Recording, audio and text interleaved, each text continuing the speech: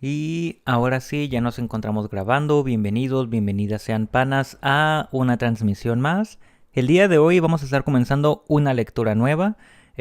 Todos estos son los libros que hemos leído a lo largo de este año. Ensayo sobre la ceguera, Los misterios de la taberna Kamogawa, La dependienta, Sugumi, Bienvenidos a la librería Hyunam-dong y este libro que lo terminamos justo el día de ayer, La sociedad del cansancio de Byung-Chul Han. Una lectura bastante corta, pero la verdad con un contenido muy interesante. Pero bueno, pues el día de hoy vamos a estar retomando con lo que son las lecturas con esta literatura japonesa y cómo no pueden faltar que justamente uno de los personajes pilares es un gato. Si tú no conoces nada sobre esta historia, al igual que yo, vamos a leer lo que dice en la contraportada. Una casa y un jardín tocados con la gracia de una belleza de otro tiempo. Una pareja que se refugia en su nueva vida lejos de la agitación de Tokio. Un gato enigmático que entra de improviso en su cocina y decide adoptarles como dueños, convirtiéndose en el centro de una intriga sutil. Pues bueno, vamos a estar leyendo El gato que venía del cielo de Takashi Hiraide. Vamos a ello. Vamos a comenzar, como no, con el capítulo número 1. A primera vista eran fragmentos de nubes flotantes. Indecisas, oscilaban despacio a izquierda y derecha a merced del viento. La ventana de la cocina casi llegaba a tocar la valla que bordeaba el arroyo impidiendo el paso, por así decirlo. Desde el interior, el cristal esmerilado se asemejaba a la pantalla en blanco de una sala de proyección. Las vetas de la madera de la valla estaban picadas de minúsculos agujeros. Sobre aquella tosca pantalla, más allá de un sendero de unos 3 metros de ancho, se reflejaba el tenue contorno verde de un seto plantado en dirección norte. Cuando pasaba alguien, su silueta se apoderaba de la ventana entera. Sin duda se trataba del mismo efecto que el de una cámara oscura. Los días despejados, los contornos se recortaban con especial nitidez en la penumbra interior, si bien la impresión que producía el transeúnte era la de caminar boca abajo. Y no solo eso, sino que al alejarse las siluetas parecían hacerlo en dirección contraria a donde realmente iban. Cuando la persona se acercaba a uno de los orificios de la madera, su figura invertida se hinchaba hasta desbordar la pantalla de cristal. Si daba un paso más, se borraba en un instante sin dejar rastro, como si hubiera sido más que una ilusión óptica. Pero aquel día el reflejo de los pedazos de nubes tardaba mucho en desvanecerse. De igual modo, por mucho que se acercara al orificio de la madera, su imagen no se inflaba. Cuando alcanzaba el punto donde se suponía que debía hincharse, justo en la parte alta de la ventana, permanecía tan pequeña que se podría haber sostenido en la palma de la mano. Los jirones de nubes flotaban afectados por una insistente vacilación. Al final se escuchó un débil gemido. Decidimos llamar a aquel sendero el Callejón del Relámpago. A 20 minutos en tren desde Shinjuku en dirección suroeste, se llegaba a una pequeña estación donde los expresos no tenían parada. Tras 10 minutos a pie en dirección sur, se desembocaba en un altozano. Nada más coronar la minúscula colina, aparecía una calle orientada de este a oeste, con un tráfico considerable. Al cruzarla en diagonal, se llegaba a otra calle ancha en pendiente. 70 metros más abajo, a la izquierda, aparecía una hermosa casona de construcción tradicional, rodeada por un muro enfoscado, en el que se apreciaba el bambú aún bien erguido en la parte inferior. Al girar de nuevo a la izquierda, antes de llegar a la casa, el muro se hacía muy somero. Allí era donde estaba el sendero que bordeaba la valla. La casita que alquilamos era en realidad un discreto pabellón situado en un rincón del amplio jardín que se extendía entre el muro y la valla. Esta tenía una puerta de madera de un solo batiente que servía a un tiempo de acceso para el servicio de la casa principal y de entrada para los inquilinos del pabellón. Los agujeros en la madera semejaban ojos invisibles. Cuando alguien pasaba por el sendero, su figura se reflejaba, sin saber muy bien cómo, en la ventana que quedaba justo detrás del muro hasta que chocaba con otro de ladrillo que sobresalía por el lado izquierdo. En ese punto el camino casi llegaba a formar un ángulo recto. Tras ese quiebro inesperado, un poco más adelante, volvía a curvarse bruscamente a la izquierda, y allí uno tropezaba con otra casa cuyo tejado estaba cubierto por las hojas de un olmo portentoso. Como el sendero dibujaba esa forma de diente de sierra, Lo bautizamos por pura diversión como el Callejón del Relámpago. El olmo era un árbol muy anciano. Es probable que se hubiera catalogado entre los ejemplares centenarios protegidos por el municipio. Cuando construyeron la casa a la que daba sombra, debieron de dibujar los planos de madera que lo rodease sin llegar a afectarlo. Las ramas crecían a su antojo, guiadas únicamente por su propio capricho. Su sombra se extendía hacia la parte oriental del jardín, hasta casi rozar el pabellón levantado al noroeste. Hasta allí prodigaban su exuberancia, y la infinita hojarasca de finales de otoño tenía el efecto de arrancar suspiros a la anciana propietaria. Fue el niño de la casa donde se alzaba el olmo, un chico de unos 5 años, quien un buen día decidió adoptar al gatito que apareció en el Callejón del Relámpago. Aunque éramos vecinos por el este, estábamos separados de ellos por el relámpago que dibujaba el sendero, de manera que nunca teníamos ocasión de cruzarnos al entrar o salir. Por la parte que daba a su casa, había una ventana corredera cuya función principal era la de ventilar. El resto de la linde entre las dos propiedades albergaba el muro. Pero por encima de todo, al ser los inquilinos de un pabellón que tan solo ocupaba un rincón en un vasto terreno, nuestra conciencia de vecindad únicamente llegó a desarrollarse de manera muy tenue. Arrebatado por el entusiasmo, el niño jugaba a menudo en la zona donde el sendero giraba sin dejar de proferir en ningún momento unos gritos agudos. Rara vez tenía ocasión de cruzarme con él, dado que nuestro ritmo de vida era muy distinto. Yo solía quedarme hasta la medianoche inclinado sobre la mesa de trabajo. Sin embargo, un día se escuchó: «Quiero quedarme con el gato». La voz, que manifestaba con toda claridad la voluntad infantil, franqueó el muro y llegó hasta la mesa donde disfrutábamos de un desayuno tardío. Unos días antes se había visto un gatito que iba y venía a saltitos por el minúsculo jardín del pabellón, que solo servía para tender la ropa, y al escuchar la voz del niño no pude evitar una sonrisa. Cuando más adelante lo pensé, comprendí que fue en ese instante cuando todo se desencadenó.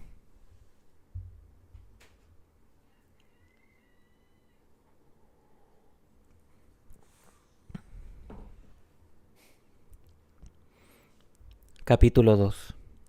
La voz infantil, aunque firme, que hizo semejante declaración de intenciones debió de llegar también a oídos de la propietaria que vivía en la casa principal.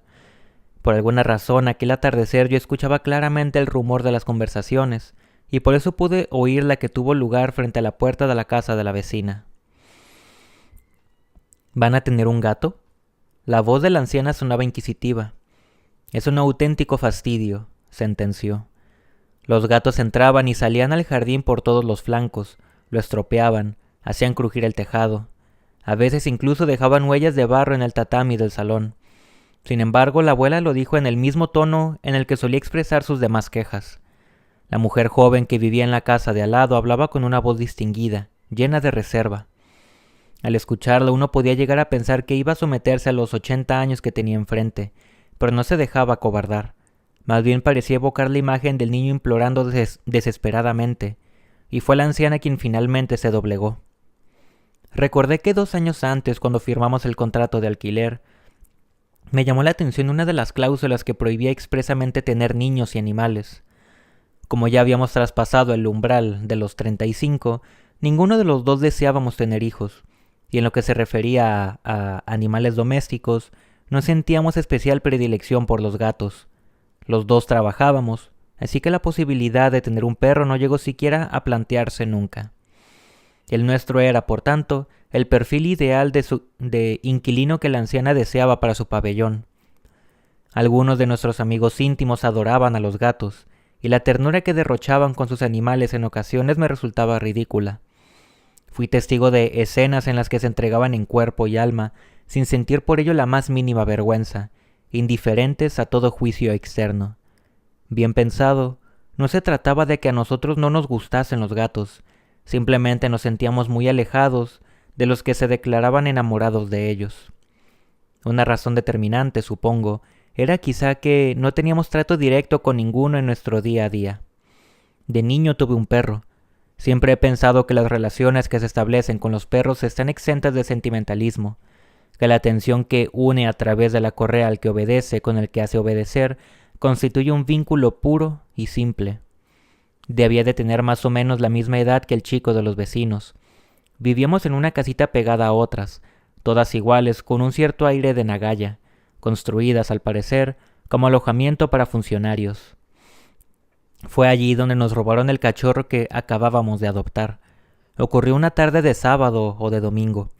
Mi padre se dio cuenta de que el Spitz que teníamos atado a la puerta de casa no estaba y farfulló: «Malditos ladrones de perros», expresión que retiró de inmediato. Me arrastró fuera de casa. Buscamos por todas partes, pero no encontramos la más mínima huella del perro ni de su secuestrador. Supe que no hacía falta hacer más preguntas cuando escuché a mi padre maldecir de nuevo: «Malditos ladrones de perros». Mi hermana mayor aún se acuerda de que no dejé de llorar en toda la noche. Aunque a mi mujer no le gustaban especialmente los gatos, sabía mucho sobre los seres vivos en general. De pequeña tenía un acuario con cangrejos y tritones, recolectaba larvas, dejaba volar en libertad por su habitación a toda clase de mariposas después de que eclosionaran. También criaba yushimatsu, canarios, polluelos. Llegó incluso a hacerse cargo de las crías de gorrión que caían de los nidos o de los murciélagos heridos. Incluso ahora, cuando vemos en la televisión algún documental sobre animales, es capaz de enumerar, sin equivocarse, la mayor parte de los nombres de las distintas especies exóticas que habitan en países lejanos.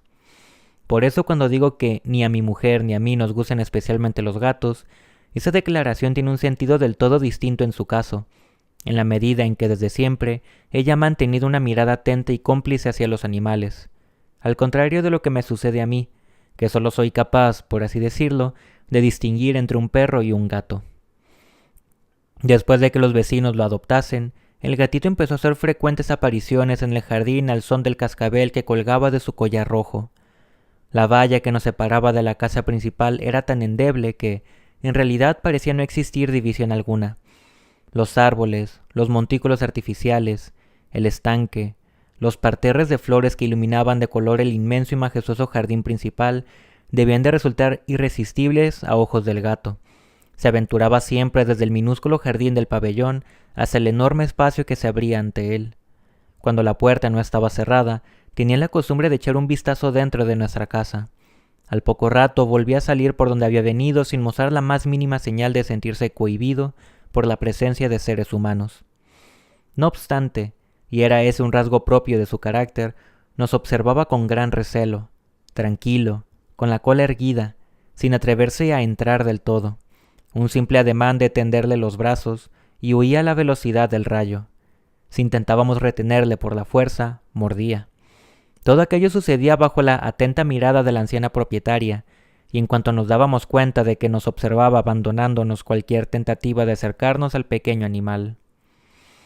Fue en el otoño de 1988, antes de la inminente llegada del invierno, cuando la era Showa estaba a punto de tocar a su fin.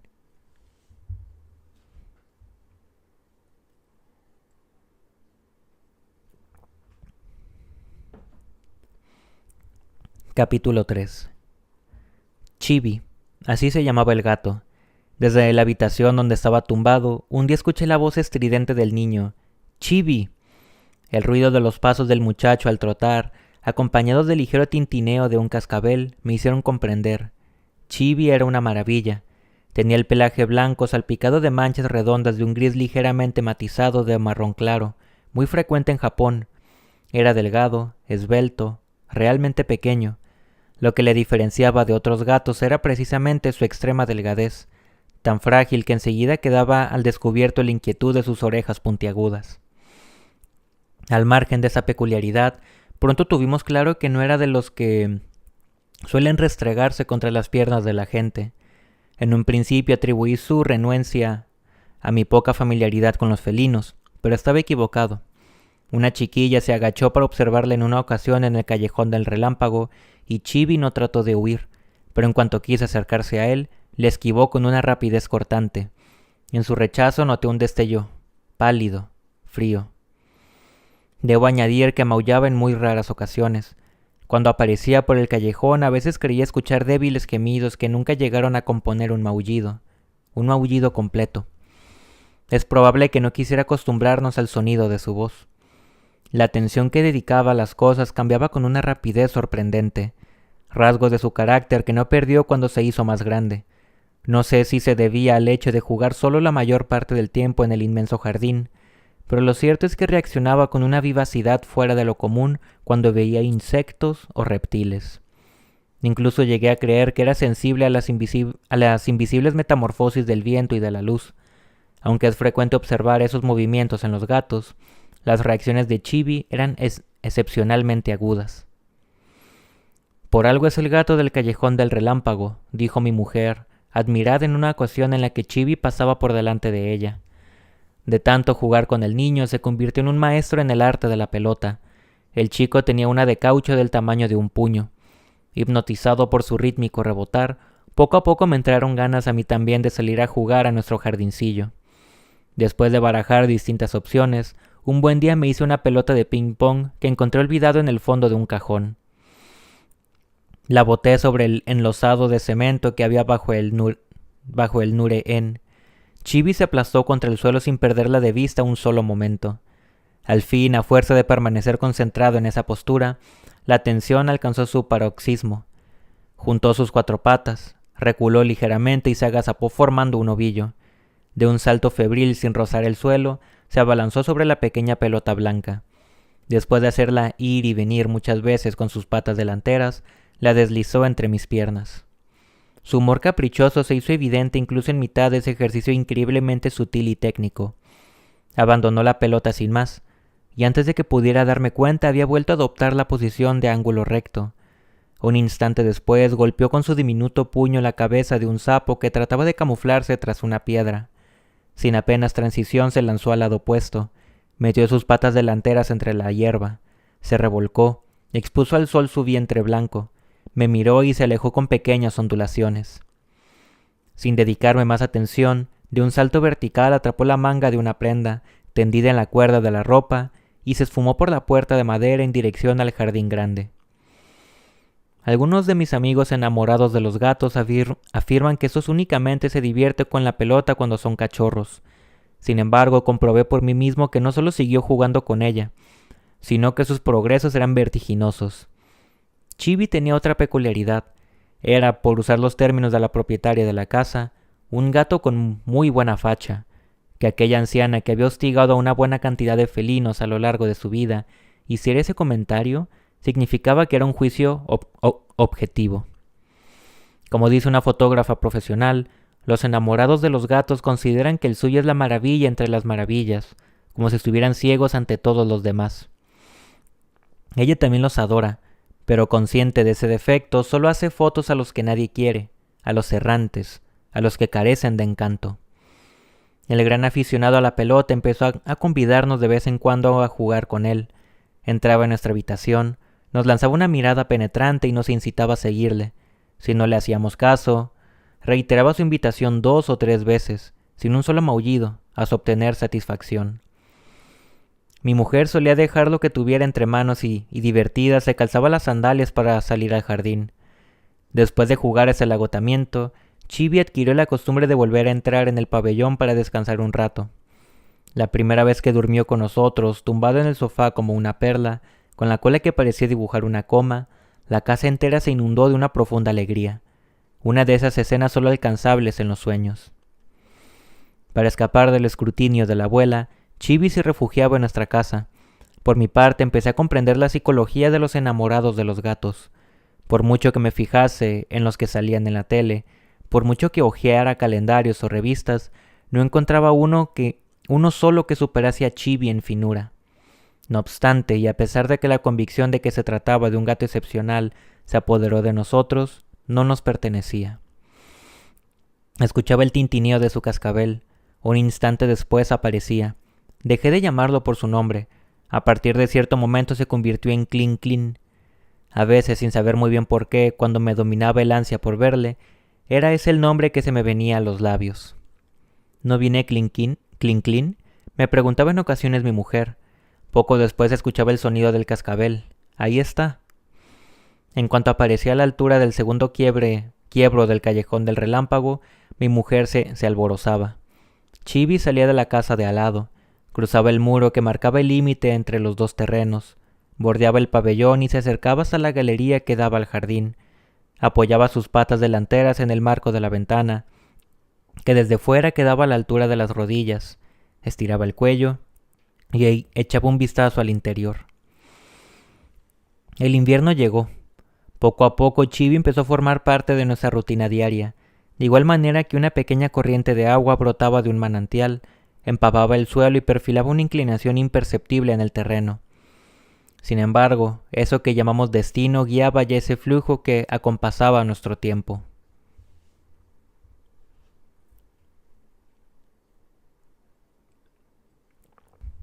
Capítulo 4. Nada más lejos de mi intención que utilizar a la ligera la palabra fortuna, pero a medida que aumentaba la frecuencia de las visitas del gato de los vecinos, comprendí que había cosas imposibles de expresar de otra manera. La casa grande se había construido a comienzos de la era Showa para un militar originario de Kioto. El diseño del jardín se confió a expertos jardineros llegados de la antigua capital. El terreno de cerca de 500 metros cuadrados se extendía de este a oeste. En la parte sur canalizaron el agua mediante un ingenioso sistema para favorecer delicadas floraciones que alegraban la vista en cada estación del año. También plantaron muchos árboles de distintas especies. Ligeramente desplazado del centro, había un estanque que recogía el agua de una cascada. En la parte que quedaba junto a la galería, hundidas en el suelo, habían colocado 2 macetas con nenúfares, una de ellas con flores de color rosa, la otra con flores blancas. En el borde del estanque, un pequeño brasero de porcelana china esmaltado en azul y decorado con motivos florales, lleno hasta el borde de un agua negruzca, parecía esconder más nenúfares. Los actuales propietarios compraron la casa a finales de los años 50. Sus 4 hijos hacía tiempo ya habían emprendido su propio camino, y desde que la pareja se quedó sola, el amor por los árboles del primer dueño pareció transmitirse al anciano. Fue en el verano de 1986 cuando el empleado de una agencia inmobiliaria que había junto a la estación nos mostró el pabellón anexo a la vivienda. Estábamos obligados a dejar la casa en la que vivíamos debido a un contratiempo y no nos quedaba más remedio que mudarnos. Extenuados por el considerable consumo de energía necesario para encontrar un nuevo hogar, terminamos por desistir. Consultamos a uno de nuestros conocidos, que además era vidente. Nos habló de los ciclos. Nos lo explicó con la ayuda de una especie de tablero en el que buscaba orientaciones apropiadas en magnitudes de 15 grados. Contra todo pronóstico, fue en ese espacio limitado en forma de abanico plegado donde terminamos por encontrar la ubicación de la casa. Justo al final de la calle comercial, que aún conservaba cierto sabor de otra época, nada más alcanzar el extremo de la siguiente, estrecha y en ligera pendiente, se desembocaba en otra calle residencial que descendía hacia el sur. Era ancha, con poco tráfico, con jardines a ambos lados.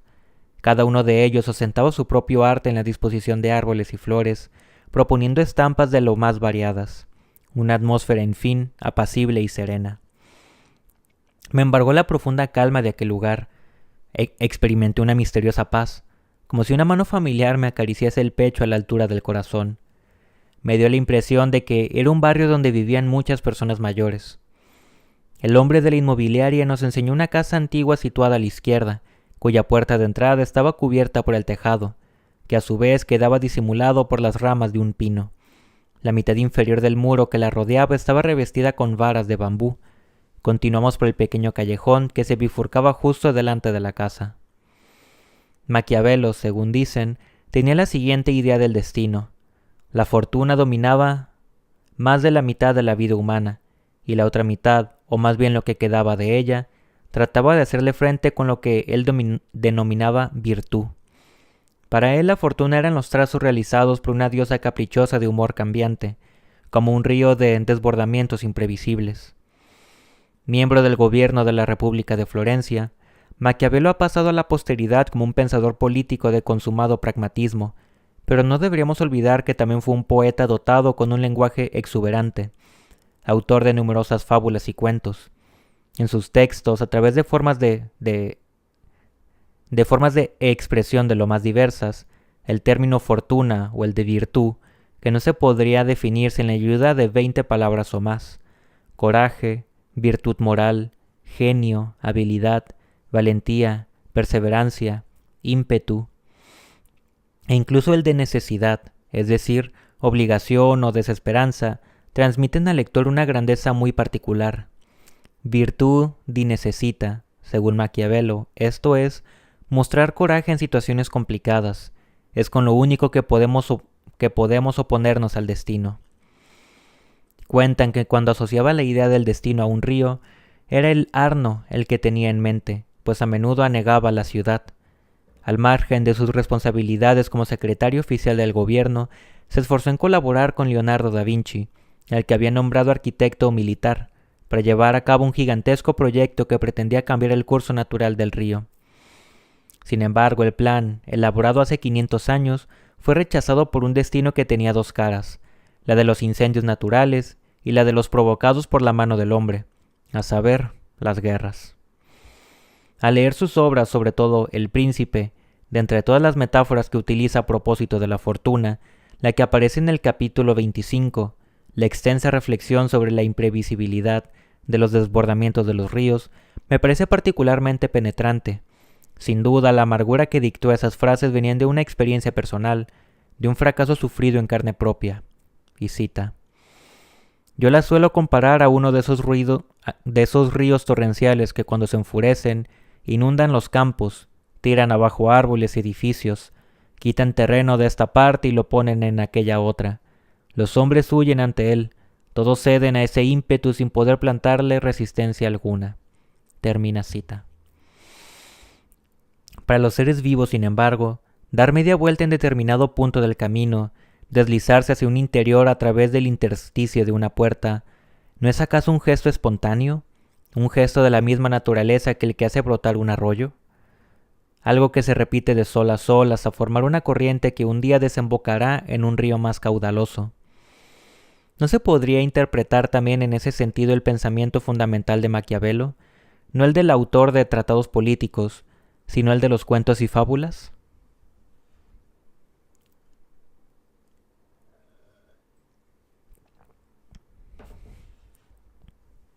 Capítulo 5. Cocina y comedor ocupaban el primero de los ángulos rectos del callejón en forma de relámpago. A través de la ventana que quedaba delante del fregadero y que miraba al oeste, se divisaba la de la cocina de la casa principal. En el lado opuesto, desde el mirador del comedor orientado al este, por encima del muro se veían las cabezas de la gente que pasaba por el sendero. Recorriendo el interior de la casa hacia el lado sur, a la derecha estaba la puerta corredera de cristal esmerilado de la entrada, a la izquierda los fusuma, que disimulaban un armario, el vestíbulo y luego una habitación de 6 tatamis en cuya pared, nada más entrar, se descubría el tokonoma. La otra mitad de esa pared estaba ocupada por un armario empotrado de al menos 1 metro de ancho. Hacia el este, otra puerta corredera de cristal que imitaba un shoji, permitía entrever la espalda de la gente que caminaba por la segunda bifurcación del callejón del relámpago. Nada más dejar atrás la habitación de los tatamis, se llegaba a otra más pequeña, entarimada, que daba al reducido espacio exterior orientado al sur donde estaba el tendedero. Justo detrás estaba la valla cubierta de musgo, que formaba un codo antes de continuar su recorrido. El magnífico jardín de los propietarios abrazaba, por tanto, todas las orientaciones posibles del pabellón. Ventanas por todas partes. Al mirar por la redonda que había en la pared de la habitación entarimada orientada al oeste, cubierta con una persiana estriada de finas láminas de bambú entrecruzado, deduje que aquel espacio no solo había servido en el pasado como habitación del té, sino que también estaba concebido para facilitar la contemplación de la luna. Nos explicaron que en otra época la vista desde allí no tenía parangón, pero después de construir justo enfrente el espacio que albergaba el baño, la escena exterior se rompió, y en el interior los muebles terminaron por estropear el estilo refinado, elegante y austero de su arquitectura. Las numerosas ventanas del pabellón nos causaron a los potenciales y fatigados inquilinos que éramos una impresión de deliciosa libertad. La que daba al sur llegaba a la altura de las rodillas. Era un enorme ventanal de unos 4 metros cuadrados desde el que se abarcaba un considerable pedazo de cielo. El jardín grande se extendía al otro lado del muro. En la casa de al lado, por el contrario, ninguna ventana que apuntara hacia nosotros era digna de ese nombre. Por si fuera poco, la misma orografía del terreno, en razón de una pendiente inclinada en diagonal hacia el sur, evitaba que las miradas indiscretas se colaran dentro del pabellón. Las tejas del tejado, que llegaban casi a morder el suelo, habían sido reemplazadas por un vidrio reforzado para transformarlo en un tragaluz intrépidamente inclinado, que permitía el paso de los rayos de un sol que lo inundaba todo. 6 meses después de instalarnos, un día de comienzos de la primavera de 1987, abrí de par en par las ventanas y el viento del sur se coló con el ímpetu de una avalancha.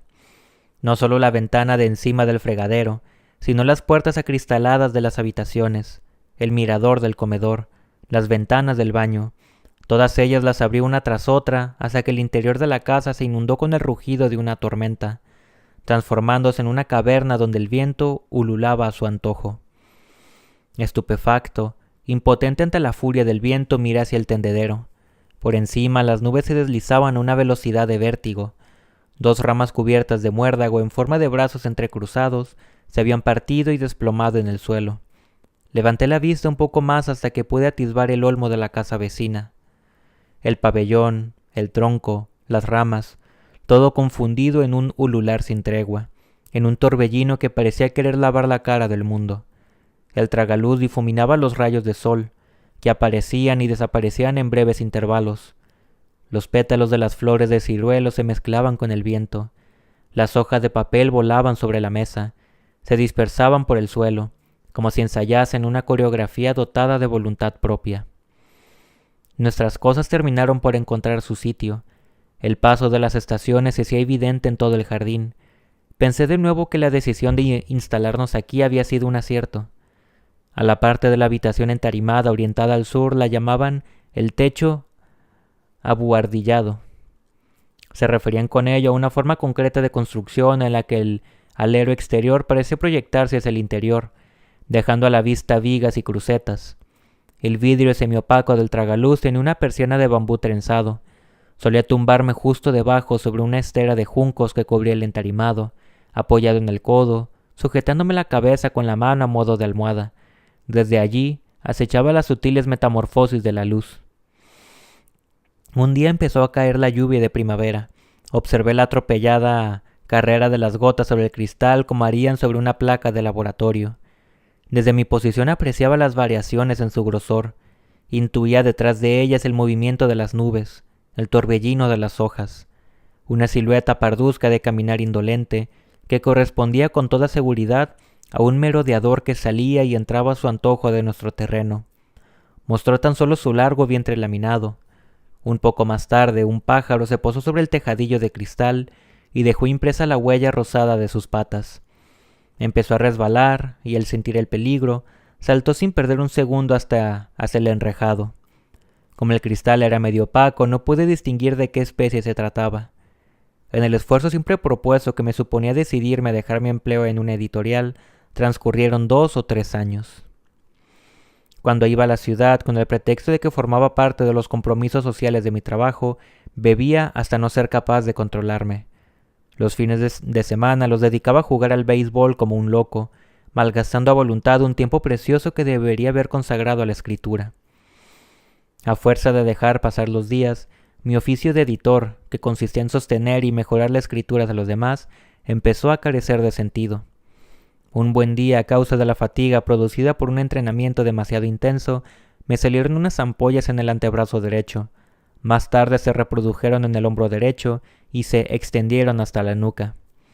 Ignoro si la facultad del lenguaje atraviesa esa zona cercana al hemisferio izquierdo del cerebro, pero durante cierto tiempo mi pensamiento funcionó al relantí.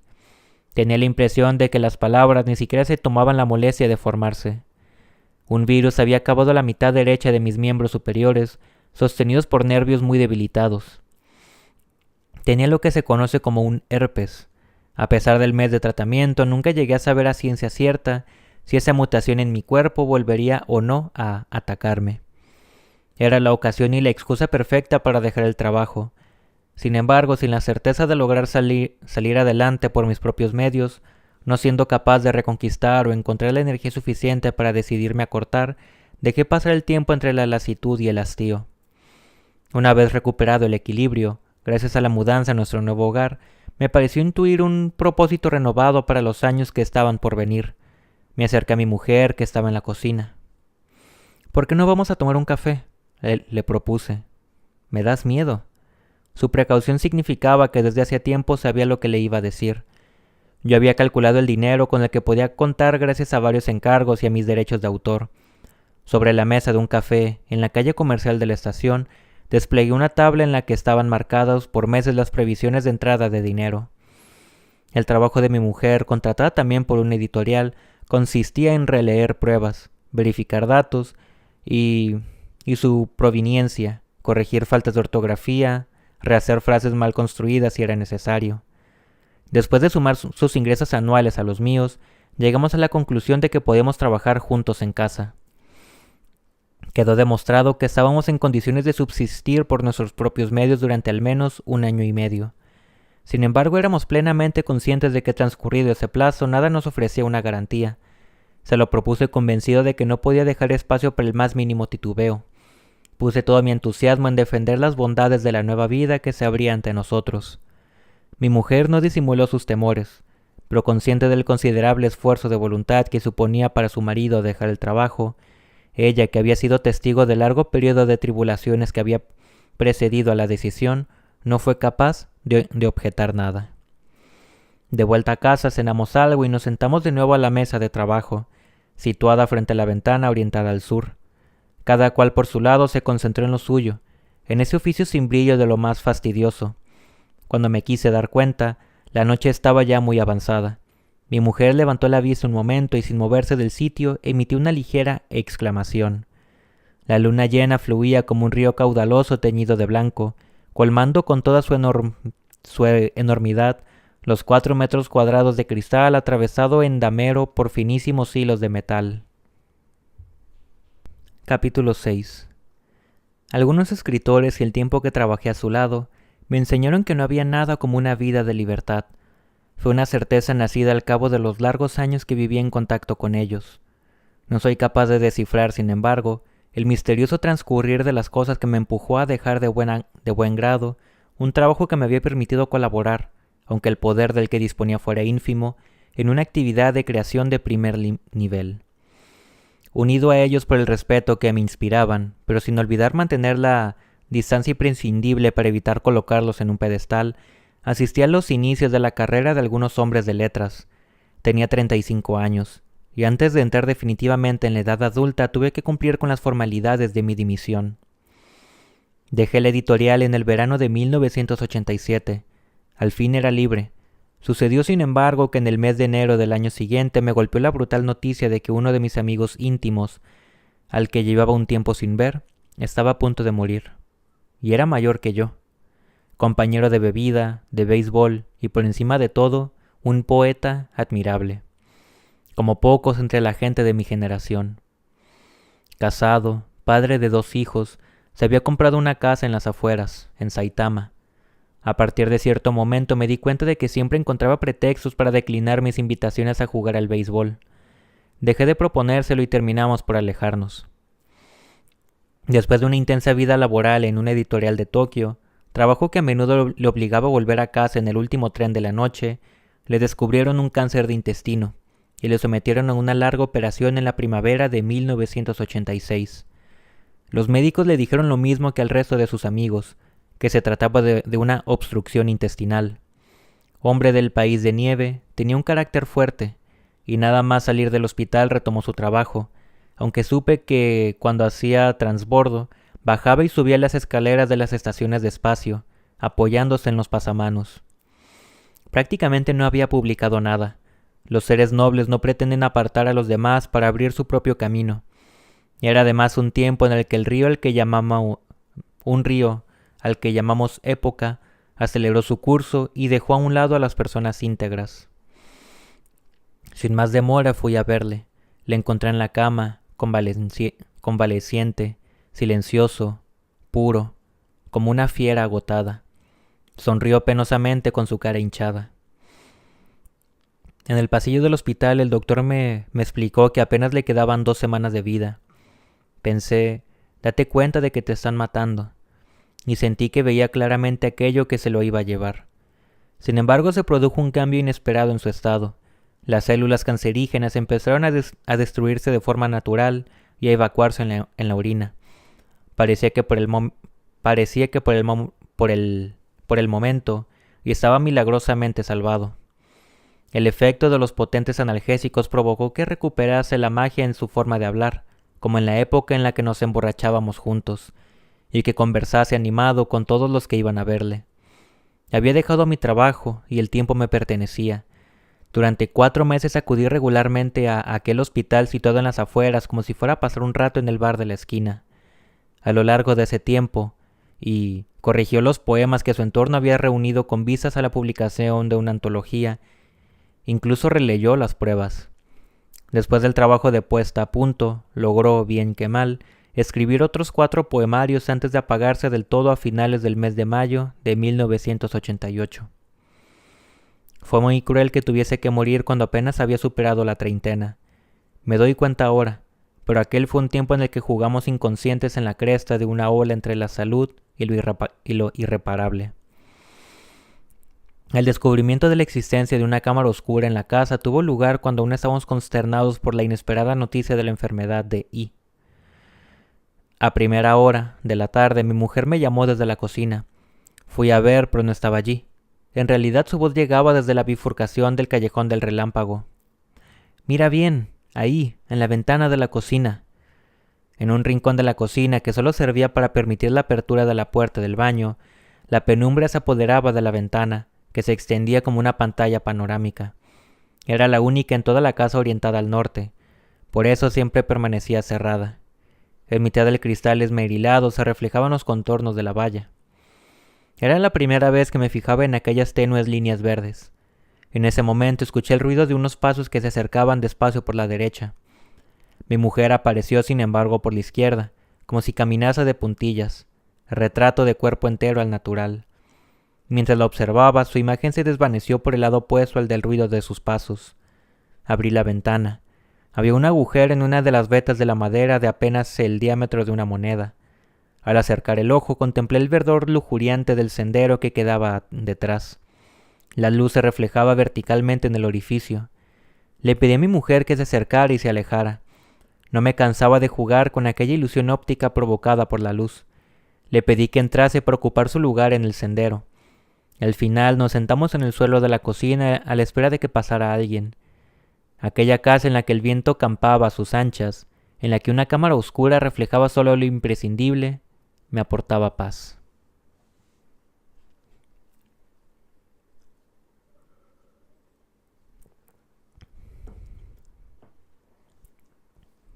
Capítulo 7. Mi memoria evoca sin descanso la escena de cuando Chibi entró por primera vez en casa.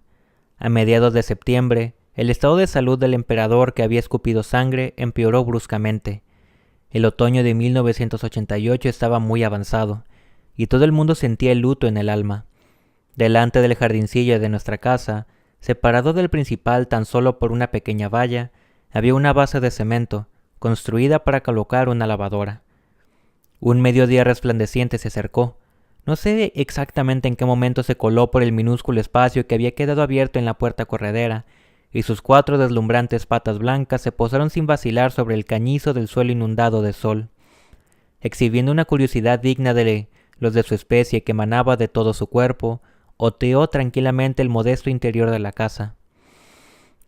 La propietaria trataba de dar caza incansablemente al gato tricolor de los vecinos del sur. De vez en cuando también aparecía por allí una vieja gata vagabunda parduzca, más bien de color barro con trazas de tinta. La anciana le dijo a mi mujer que aquella gata había llegado incluso a abrir las puertas de la casa y entrar cuando no estaban. La había bautizado con el afectuoso nombre de Fanguito. Una de las cláusulas del contrato de alquiler estipulaba que estaba prohibido tener niños o animales, pero la abuela excusó ese detalle con un tono familiar. En realidad, al incluirlo, su marido y ella solo pretendían asegurarse cierta tranquilidad. La vida apacible terminó al poco tiempo, cuando el anciano, muy desmejorado, se vio obligado a guardar cama en la habitación de su casa orientada a poniente. Pensé que la abuela dejaría de perseguir gatos.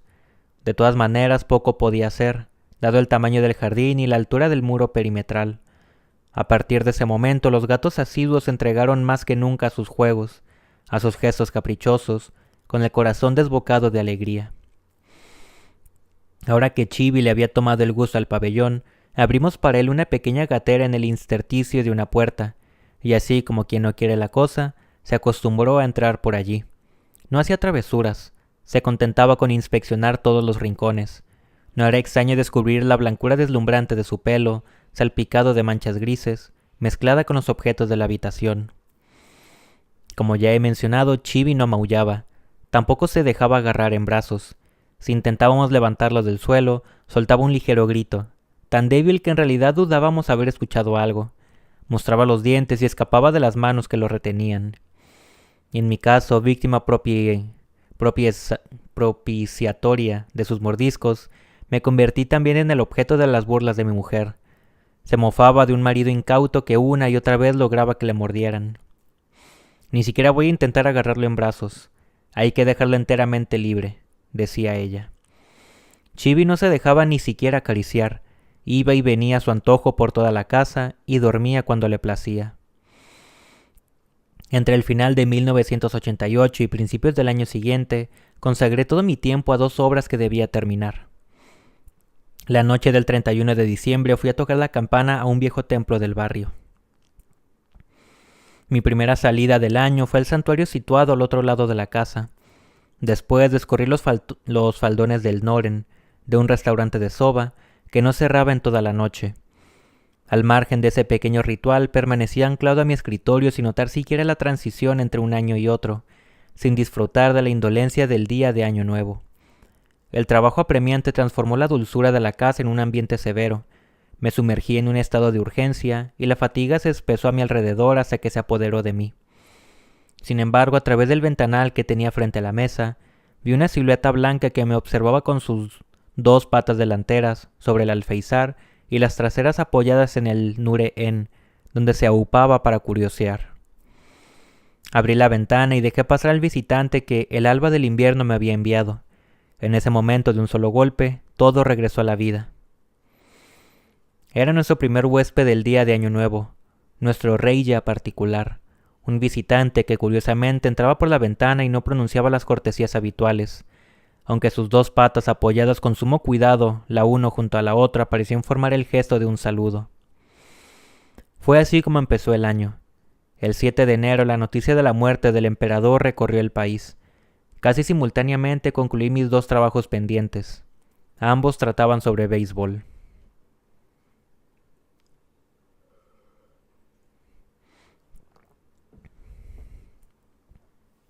Capítulo 8.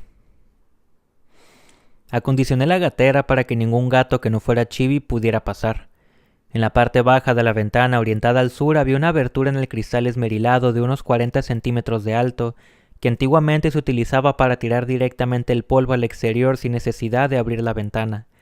Si se quedaba abierta unos 7 centímetros, permitía el paso de una corriente de aire que solía preceder a la llegada de Chibi. Para evitar que entrasen en el aire frío o los insectos, coloqué a modo de cortina una tela gruesa de algodón color azul índigo decorada con motivos florales. En un rincón de la habitación del tatami dispuse una caja de mandarinas vacía a modo de habitación privada. Extendí una tela acolchada en el fondo y dejé un platito a un lado para la comida. Coloqué también una escudilla con algo de leche. Un día Chibi se presentó después de que trasladáramos la caja a otra habitación para poder hacer la limpieza. Al darse cuenta de que no estaba en el lugar de costumbre, pareció muy sorprendido y se sentó allí mismo con las patas delanteras muy rectas. Su collar rojo era sustituido en ocasiones por otro malva. Nunca sabíamos con qué collar se presentaría. Chibi parecía aceptar poco a poco los mimos que le dispensaban los habitantes de una casa que no podían cambiarle aquel collar por otro de su gusto. En una ocasión se encontró con 2 redactores que habían venido por casualidad a visitarme. Consciente de su presencia, como si quisiera demostrar lo bien que le tratábamos, se puso a dar vueltas y más vueltas alrededor de mi mujer, que estaba de pie. Un mediodía después del equinoccio de primavera, vino con un gorrión entre sus fauces. Tenía el pelo erizado, no dejaba de ronronear. Hacía ruido a propósito mientras corría por toda la casa. Había oído algo sobre ese hábito que tienen los gatos de mostrar las presas a sus dueños, pero por la minuciosidad con la que recorría la casa una y otra vez sin dejar de ronronear, parecía como si en realidad se lo mostrase a la propia casa. Al cabo de un rato salió al jardín, y en un rincón donde florecía la colza, jugó con el infortunado gorrión hasta que dejó de moverse. Si no se lo he impedido, dijo mi mujer después de enterrar al pájaro cerca del huerto, es porque me complace ver a los animales hacer lo que les corresponde. En abril contemplamos el vuelo rasante de una multitud de minúsculas mariposas que parecían conchas azul ceniciento. Volaban tan bajo que teníamos la impresión de pisarlas al caminar. Todos los animales, los gatos sin ir más lejos, tienen su propio carácter, lo cual les confiere un interés particular, mucho más que si los metemos a todos en el saco de una misma especie, dijo mi mujer en una ocasión. Para mí Chibi es un amigo que me comprende, un amigo con apariencia de gato. Su explicación exenta de sentimentalismo me pareció que resumía bien la mejor forma que había de quererlo. Al parecer la había tomado prestada de algún eminente pensador. Ella tenía la costumbre de anotar todos los días en un cuaderno los gestos y hazañas de Chibi. En junio le confié el cuidado de la casa y me marché de viaje por varias ciudades de Canadá y Estados Unidos. En ese tiempo el comportamiento de Chibi experimentó un cambio. El gato que habíamos conocido hasta entonces nunca habría osado caminar sobre los futones extendidos en el suelo. Sin embargo, una noche en que mi mujer ya estaba acostada, se acercó cauteloso, se coló bajo el edredón y se tumbó. Mi mujer me contó que estuvo toda la noche a su lado. Por ser poco precavido, terminé por agarrar una fuerte gripe en América. El día de mi regreso me acosté nada más llegar. Como ya se había convertido en un hábito para él, Chibi saltó al futón para darse cuenta de inmediato de que el ser humano que había allí encima, resguardado bajo las sábanas, no era la persona con la que estaba familiarizado. Tras un instante de duda saltó de nuevo, en esta ocasión hasta la cómoda, examinó su reflejo en el espejo y desde allí, con todo el cuerpo en tensión, brincó por última vez hacia la oscuridad del armario. Fue así como hizo de aquel lugar escondido en lo alto del armario, tras una cortina de algodón color índigo, su aposento principal. A partir de entonces venía en cualquier momento a echarse un sueñecillo. Para poder dormir también nosotros, sacábamos los futones de la parte alta del armario en cuanto caía la tarde. Y yo creo que ya por el día de hoy lo vamos a dejar por aquí, con estos 8 capítulos que leímos el día de hoy. Si te está gustando la historia, por lo menos a mí se me está haciendo muy cuca, muy kawaii, te invito a que le des like, a que te suscribas si todavía no lo has hecho para que no te pierdas de las siguientes narraciones que vienen en el futuro, a comentar para sentir tu compañía en esta lectura y a compartirlo con aquella persona que tú crees que también pueda disfrutar de este libro. Pero como siempre y por sobre todo que si estás disfrutando de esta lectura consumas la obra original para apoyar a todas las personas que pues trabajan en ella. Y sin más por el momento, nos estaremos viendo en el siguiente directo. Adiós.